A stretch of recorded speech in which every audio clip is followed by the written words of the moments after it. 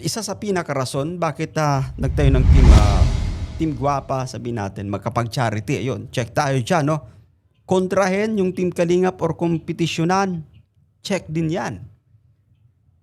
Kalabanin. Yun ako yung ginagawa, no? Doon pa lang sa kanilang pagrebelde, no? Yun na po yun.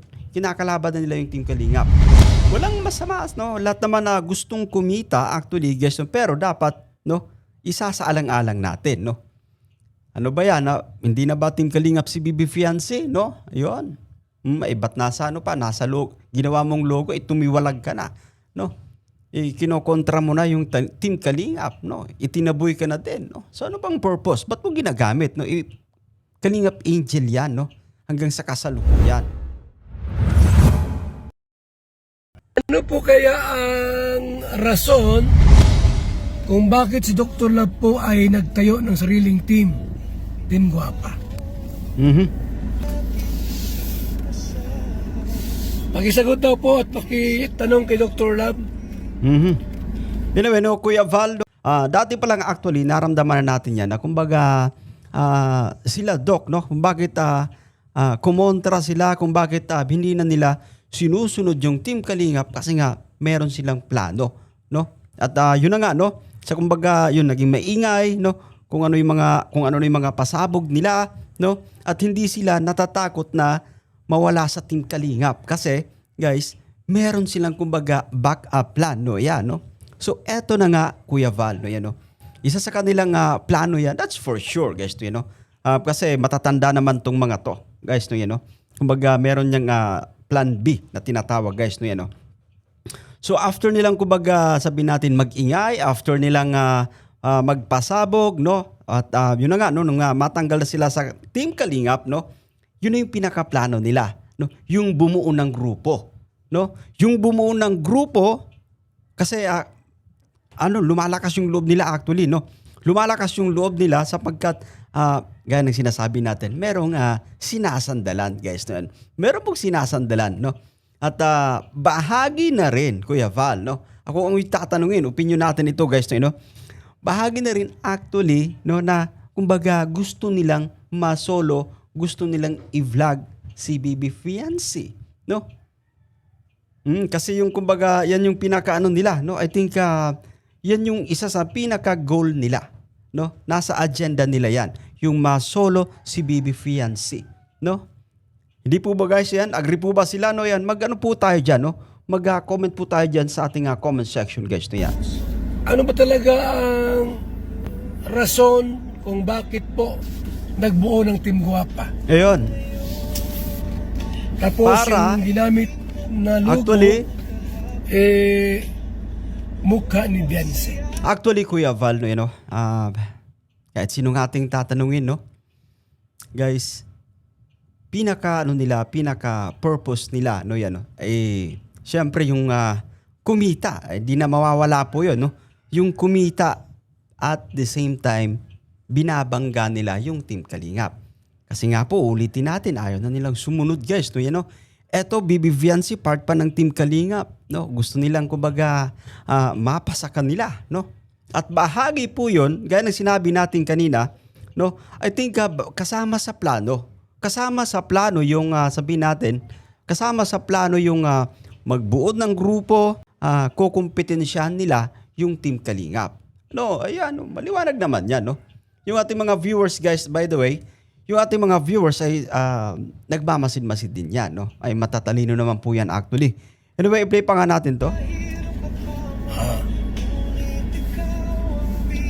May plano ba silang kunin si Fiancé? Sa Team Kalingap? By hook o by crook? Yun, no? Pambihiran. Actually, Kuya Val, no, parang purasahan na nga kasi ayaw nilang sumunod, no? Sabi pa nga na sa Team Kalingap pa si Bibi Fiancé, maliwanag na maliwanag doon, no? Last episode 99, no, na Kalingap pa itong si Bibi Fiancé. No, at yun nga, no, nakikita natin, pilit pa rin na ibina-vlog, no, yan, no, si Bibi Fiancé, no? O kung planong kunin, di hingin kay Kalingap Rap. Kung may planong kunin si Fiancé kay Kalingap, Tandaan nyo po, si Biancy po ay beneficiary ng Kalingap. Ayun. Di na kasi talaga makapag-antay Kuya Val, no? I think isa sila sa talagang nag-push, no? Nag-push dito sa family ni Biancy, kay Biancy as well, na sabihin natin, no? Tapusin na yung guys, no? Yung tapusin na yung LT, no? Yan, no? Sila na yung bahala para sirain, guys, yung ating leading man. Mga ganun po, guys, no? You know? Yung mga pasabog bahagi yun actually, guys, ng kanilang agenda, no? Yan, no? At inaasahan na po natin yun, no? Sabi natin yung ginagawa nila, may may kumbaga may plano pa to, no? May mga sabi natin na something na ginawa nilang pag-a-class or sabi natin yung pagre-rebelde, no? Sa mga live stream ay bahagi actually ng kanilang plano, no? Planado na tinatawag, guys, no? Yan, no? Hindi po ba, no? Isa sa pinaka nakikita natin, no? Pinaka nakikita natin na rason kung bakit nagtayo ng Team Guapa, no? Para, no, guys, para kompetisyonan na din yung Team Kalingap, no? Maliwanag po yan kahit sino yung ating tatanungin. Ayun. At para mapasa kanila din, no, si Bibi Fiancé, no? Para ma-vlog nila ng solo, no? Itong mga taong to di kasi makapag-antay, no? Kapag in-endorse sa'yo na, no, binigyan ka na ng go signal, that's it, no? Yan, no? O, ano lang, no? Tsaga-tsaga lang. No, mag-ano kayo, kung nagtuloy-tuloy lang kayo sa pag-i-scouting, nagpapako kasi kayo, no? Nagpapako po kasi, no? Talagang umaasa lang ng todo doon kay Bibi Fiancé. Kaya hanggang sa kumbaga naging desperado na yung kanilang galawan, no? Eto kumbaga para silang nag-a-class, nagre-rebelde nga kung tawagin, no? Yan, sa mga live. Kung ano-ano yung mga issue na kumbaga sinasabi sa kanilang mga live, no? Yung mga pasabog actually, no? Mga patutsada, parinig. Hindi po ba, guys, no? Yan, no? Si Biancy po ay natulungan kasama ang kanyang pamilya. Ayun.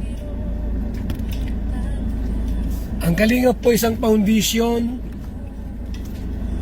at isang association po, mga kaibigan. At sila po natulungan sa ating programa. Ngayon, kung may plano silang kunin ang pamilyang Batalero, magsabi ng totoo. Ayun. At ipaalam kay Kalingap Prab ang inyong plano Ayun. para magkaintindi at magkaliwanagan po. Ayun. Anyway, maganda yung sinasabi niya, no, ni Kuya Val, guys, no? No? Maglatag, no? Maglatag kung ano yung plano nyo, no? Makipag-usap. Ang no, yan. plano ng Tingguapa Mm. sa pamilya ni Batalero. Okay. Tandaan nyo po, yan ay Kalingap beneficiary. Okay. Anong motives? Anong layunin? Anong dahilan? Ayun, no? Guys, yan yung pinaka matinding katanungan. Ano yung motibo? Ano yung dahilan? Bakit nagtatag ng Team Guapa? Ano yung dahilan? Bakit, guys, ginawang logo, no? Profile, guys, din sa YouTube channel ni Doc, no? Si Bibi Fiancé pa mismo, ibahagi yan ng Team Kalingap, no? Yan yung sinasabi natin na lumalabas lamang na desperado ka na masyado, no? Ginagamit mo, syempre, no? Ginagamit natin yung logo ng isang viral na beneficiary, no? Anyway, malinaw na malinaw yung ano dyan, no? Kasi content creator din tayo, guys, so vlogger na rin tayo, no? Guys, no yan, no? Gusto natin magka-gain ng attention. Gusto nating mag-gain yung attention ng mga viewers. Gusto natin ng views, no yan? Kaya talagang todo kapit, guys, no yan, no? Kay Bibi Fiancé, no? Hindi po ba, no? Walang masama, no? Lahat naman na gustong kumita, actually, guys, no? Pero dapat, no? Isasaalang-alang natin, no? Ano ba yan? Hindi na ba Team Kalingap si Bibi Fiancé, no? Ayun.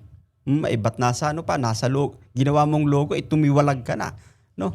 Kinokontra mo na yung Team Kalingap, no? Itinaboy ka na din, no? So ano bang purpose? Ba't mo ginagamit, no? Kalingap Angel yan, no? Hanggang sa kasalukuyan. Hindi po ba, guys, to yan? At anyway, kung yun na nga, no? Kumbaga, dagdag na rin natin, eto, guys, to yan, no? isa sa pinakarason bakit nagtayo ng Team Guapa, sabihin natin, magkapag-charity. Ayun, check tayo dyan, no? Kontrahen yung Team Kalingap or kompetisyonan. Check din yan. Kalabanin. Yun ako yung ginagawa, no? Doon pa lang sa kanilang pagrebelde, no? Yun na po yun. Kinakalaban na nila yung Team Kalingap. Ayaw na nilang pakinggan, no? Yan. So, yun lang, no? Malinaw na malinaw, guys. At anyway, maraming salamat po, no? Maraming salamat, guys, sa inyong panonood dito sa ating pagre-reaction, no? Yan. At sa mga bago pa lang po sa ating munting YouTube channel, guys, no? Yan, no? Maglalambing po tayo, baka hindi pa nakasubscribe, no? I-turn on nyo na rin yung bell button para ma-notify kayo, guys, sa mga update. Bye for now and God bless us all. See you, guys.